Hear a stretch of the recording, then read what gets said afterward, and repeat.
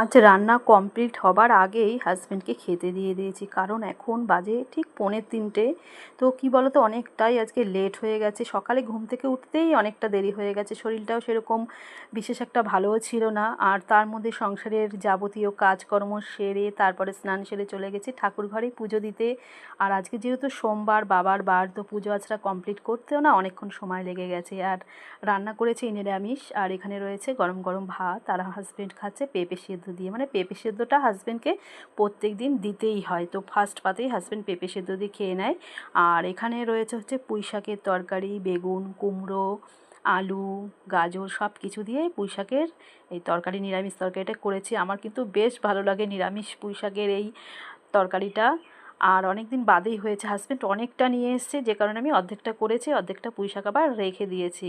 আর এখানে করেছি হচ্ছে মুগ ডাল, বিনস আর কুমড়ো দিয়ে, ধনেপাতা দিয়ে, খুব ভালো হয়েছিল খেতে এই ডালটা। আর এদিকে কড়াইতে তো হচ্ছে বিট আলু ভাজা,